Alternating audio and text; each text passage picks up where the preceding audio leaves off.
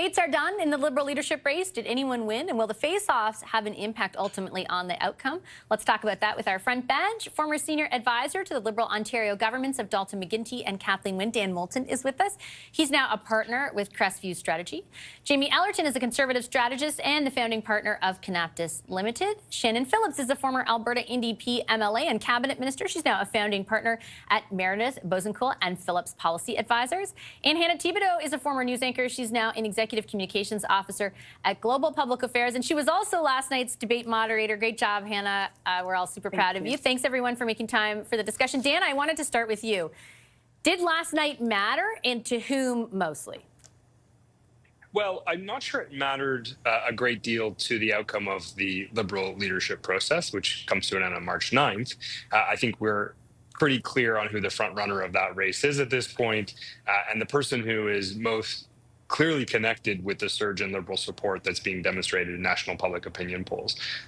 So I don't think it's going to be very easy at this point to change the outcome, and I don't think anything happened in either the French debate or the English debate that will change the outcome. What I do think it matters, though, where I think those debates matter, is they demonstrate that there is still a lot of work for Mr. Carney and his team to do in order to get him ready for the national leaders debates in a coming election. Obviously, his performance in the French language debate was one that signaled, I think, more work to do on his French in order to be prepared for a French language leaders debate where Mr. Blanchet and Mr. Poilievre will be really well positioned. And honestly, I think in the English language debate, there's a lot more work to do in terms of sharpening the message and showing a little bit more energy and electricity in that environment. I think it's going to be a difficult matchup with Mr. Poilievre, Mr. Blanchet, Mr. Singh, who are all very capable and experienced leaders on that stage. This is a new environment for him, and I think it is showing. There's a resonance to him being new and new to the scene that is clearly connecting with Canadians. His experience is clearly connecting, but I think it does demonstrate there's still more work to do in order to prepare for a coming election to get him ready for those big national leaders debates. I think, Shannon, I saw you nodding as Dan was saying that last part. Do you agree?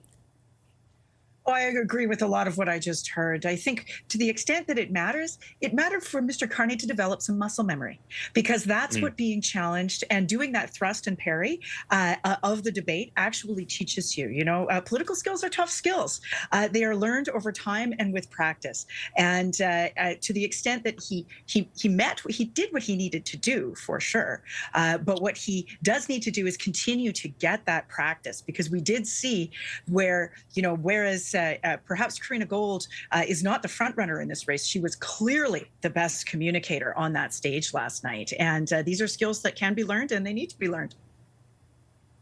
Jamie, I wanted to ask you about the story that emerged outside of the debate, I should say, after. I was just talking to Michael Barrett and Karina Gold on the program about it, this idea that Carney didn't tell the truth about the move around Brookfield. Like, do you think that wider issue, the Conservatives are saying that, you know, he's not in it for Canada, he's more in it for himself, so it harkens back to sort of a line of attack on Michael Ignatieff as well. Do you think ultimately they think that has legs?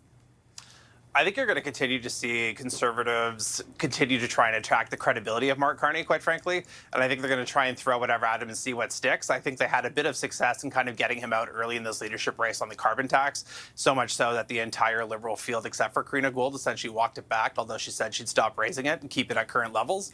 I think when you look at the rest of that debate last night, I think anytime you're talking about Mark Carney's career and padding his CV, it actually is playing to his strengths. I don't think this is something that's really advancing the Conservative cause. Newsflash, politicians lie. Canadians already believe that to be true.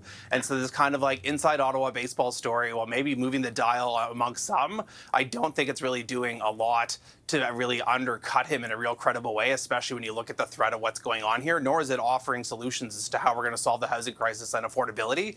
And it's, I think, detracting from the Conservative broader message. Hannah, you were in the room for that whole thing. You, as I said off the top, you moderated it.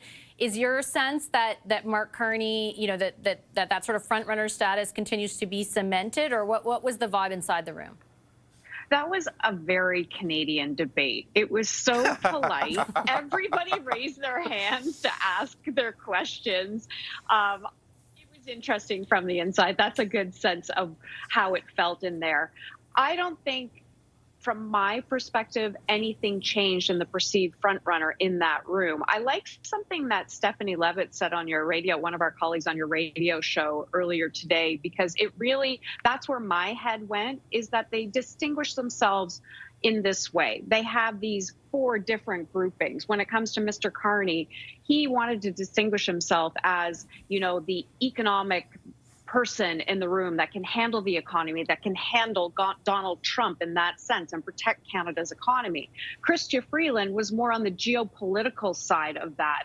And then when you look at Karina Gould, she was trying to talk to the everyday people out there. And then finally, Mr. Bayless, who I was quite impressed with. This was the first time that I had a chance to have quite a discussion with him. He showed his real business savvy side. So they all kind of distinguish themselves that way. But in the sense of, was it this big, you know, I'm going to vote for so-and-so instead of so-and-so? I think for people who have locked in with Mark Carney, I think they're continuing to go in that direction, because they're not only looking at, you know, what they feel, they're looking at external polls right now, and they're getting the sense that he could really give Pierre Poilievre a run for his money in an upcoming election campaign that really is likely only weeks away. Weeks away, that's right.